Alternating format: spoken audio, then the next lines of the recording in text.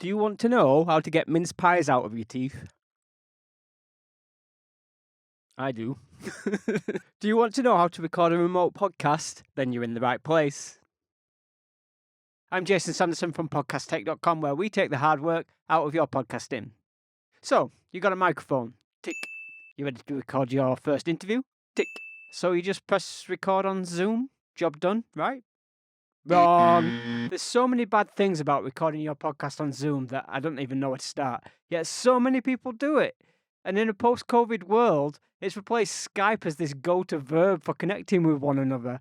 And you don't even have to wear headphones, so yay! On Zoom, the quality of audio and video is absolutely terrible, combining grainy 32,000 Hz sample rates with an unbalanced mix buffered through the internet at low resolution. I can say with confidence that recording your podcast on Zoom is the absolute worst way to capture your podcast. Next to Skype. This is not a work meeting. Take some pride. There's several remote recording solutions out there that will help you retain the quality of both audio and video on both sides of the conversation. The top competitors duking it out right now are a grilled cheese sandwich or a taco. Actually, Zencastr as the original OG, Squadcast as the disruptor, and Riverside as the wild card. All these are web apps that record locally inside of your browser and upload to some sort of cloud storage, later giving you access to remote guests' local files for a cleaner, better recording. All of which don't work in Safari, mostly working on Chrome and Firefox and Opera and Brave and Edge. Never even heard of those last two. Even though I think the Safari issue is mostly the responsibility of Apple, it's something that I'd like to see resolved at some point, somehow. I've lost track of how many interviews that we've had to use Zoom instead, resulting in terrible audio and video just because the guest only had Safari and wasn't willing to install another browser. I've used a bunch of these remote recording solutions and I have clients using them every day. They all have their pros and cons, so let's dive in and find out more. You know what I like to see more than anything is a company that has a really simple pricing plan. And it can't get much more simple than here with Zencastr. As you can see, we've got a free option and a paid option per month. Both options look pretty similar, but it looks like the restrictions are with the recording quality, as the free version only records MP3s. I'm going to suggest that you get the paid option. I know that the final output is going to be compressed down to MP3 anyway when it's published, but it's still better to edit and process the audio from the WAV files. But the fact that you can get unlimited recordings in MP3s that will sound infinitely better than Zoom, you get 4 guests and video for free. I mean, wow, like, if you're just starting out, you should be checking this out. Over in the paid option, we have 5 or more guests, and that's in beta mode. Maybe they're suggesting they can't guarantee the reliability of more than 5 people, I don't know. Again, we've also got unlimited 1080 video, also still in beta mode. So again, no guarantees. Here's the cool thing about that though. I've downloaded some files, and sometimes it's been 4K videos. Instead of 1080, it's been 2160. And it's been stable, high quality video, so I've got no idea why they're not advertising that as the main feature. I was like, wow, that's a pleasant surprise. Obviously, the paid option opens up the wave format, so we've got 16-bit 48 kHz audio. It only being 16-bit is a little surprising. I'd really expect it to be 24-bit by now, as technology's moved on.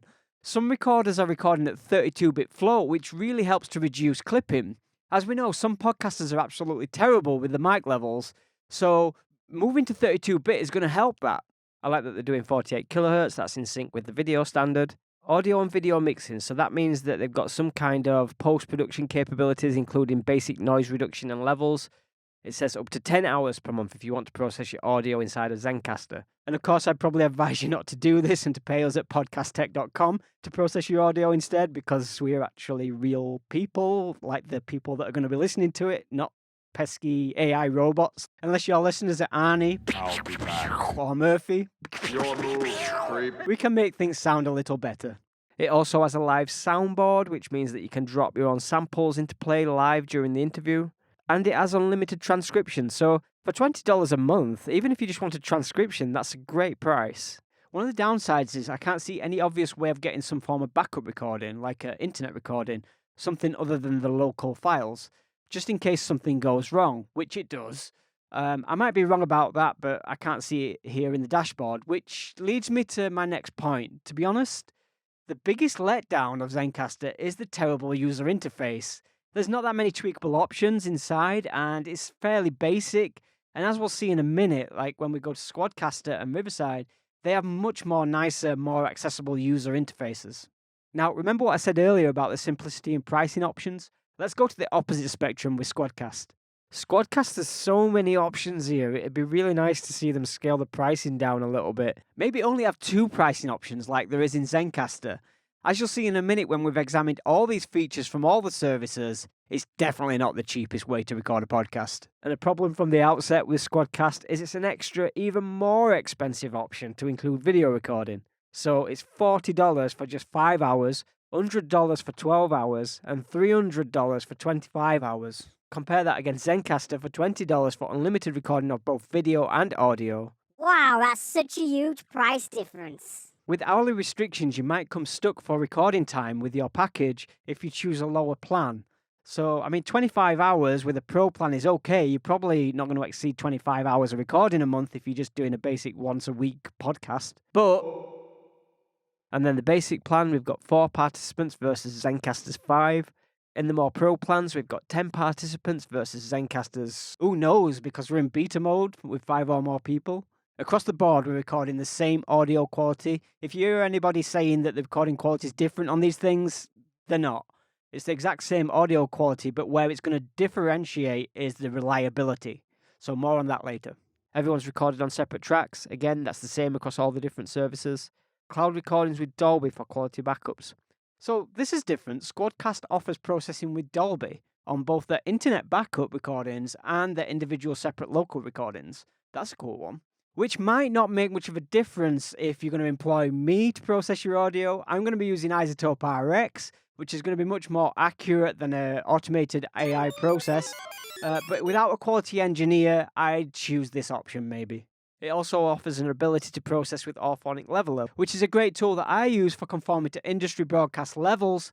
I'll do another video on that at some point. Subscribe and you'll get that video when it drops. From the middle tier packages, you can transfer your recordings to Dropbox, which seems a bit bizarre. That should be on all price plans as a way of reducing their back-end storage, outsourcing that responsibility elsewhere. And it seems a bit crazy that they're charging you for the privilege of it when it helps Squadcast way more than it helps the end user. And then again, you've got mastering with Dolby. Nice things like Google Calendar Sync and See Everyone with HD video. I think one of the problems with Squadcast is this HD monitoring while you're on call. I think it would be better if it was like Zencastr and it monitored the call at a much lower resolution, so it would allow for a much more responsive back and forth between your guest and the host. One of the main issues is this occasional delay when you speak. Your guests might have to wait a few seconds to hear what you've just said. The recordings always manage to sync up pretty well in post, but it can disturb a fluid conversation. I've actually had clients not use this service specifically because that element is so distracting. Like Zencastr, it doesn't seem to have many changeable options when it comes to recording settings. Again, it's 1648 audio and 1080 video. I can't see any option for a soundboard. Again, maybe there is, I'm just not seeing it in the dashboard. I'm also not seeing any options for transcriptions, but overall, it's pretty solid for recording. And my clients have never lost any recordings, and that's the most important thing if you're dealing with really important guests. So let's have a look at Riverside's pricing and features. As far as the pricing tiers go, maybe it's not as small and easy as Zencastr, but definitely not as complex as to what's going on with the pricing for Squadcast. There's 4 options here. I know that I'm neither Spotify or Marvel, or even in that kind of level, so I'm definitely not going to be clicking on Enterprise anytime soon. The basic option gives us 2 hours for $7.50. The standard option will give us 5 hours for $15, and for 15 hours, it's $24 a month. All options are for both audio and video, no extra price plan for video.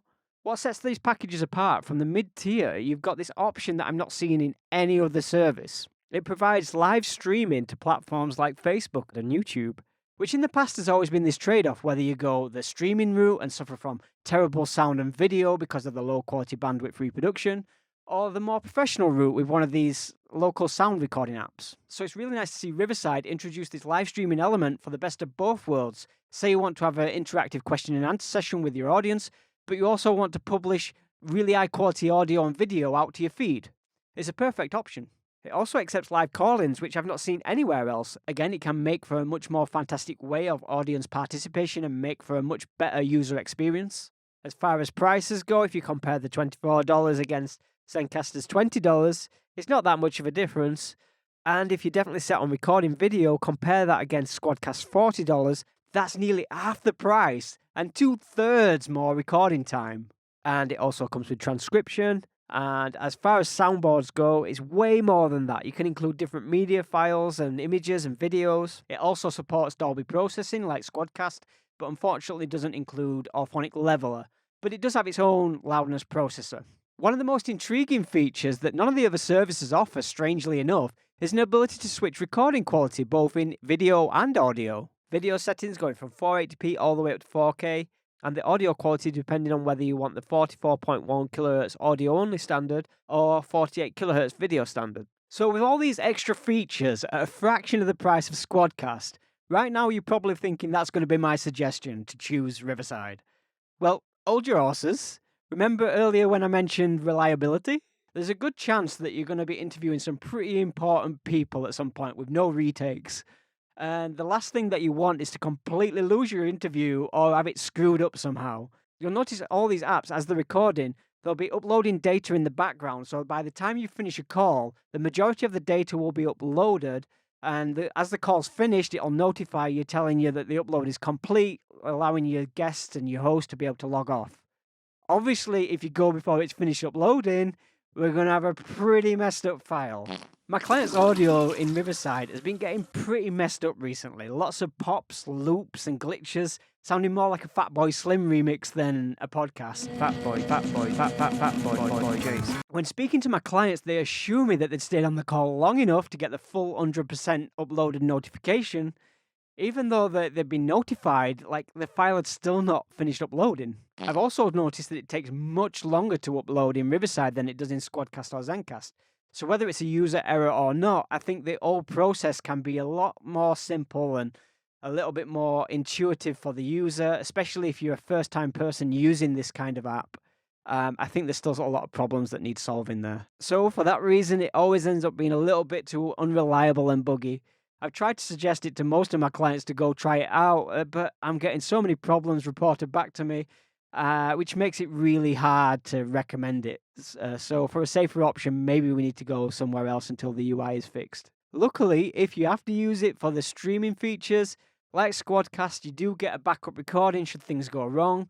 But I don't like to rely on that because it's not that much better than a Zoom recording if you go that route. So I'm sorry if I'm not really giving you that much of a clear answer into my opinion of which one I should recommend. And honestly, it's something that I've been struggling with a lot in which ones to recommend to my clients. So if you have a preference, you tell me in the comments. Let me know which ones you prefer. I'd say if you're on a budget, go with Zencastr. Zencastr used to have lots of issues in the early days, but going back to it now at the end of 2021, it actually seems like the most solid option. But unfortunately, it doesn't have the same feature set that Riverside has, and the user interface is not quite as sleek and sexy as Squadcast. But whereas with Squadcast, damn those prices! It really doesn't come close to the features that Riverside have got for the same kind of money. But apart from the monitoring delay problem, it's a solid choice. If you want something that's not going to crash and lose your files and you don't mind paying that extra premium prices, I think Squadcast is pretty good. It's such a shame that Riverside's been failing on reliability. I really want this app to work because it's got so many more features and it's at such a great price point. I guess we're just going to have to keep our ear to the ground. Is it nose to the ground? Eyes to the ground. Keep an eye out for changes. I've been Jason Sanderson from podcasttech.com, where we take the hard work out of your podcasting. Please like and subscribe and share with a podcasting friend, and hopefully we can help out with their show. What's been your podcasting challenges this week, apart from getting Riverside to work or losing your Christmas belly? Ho, ho, ho.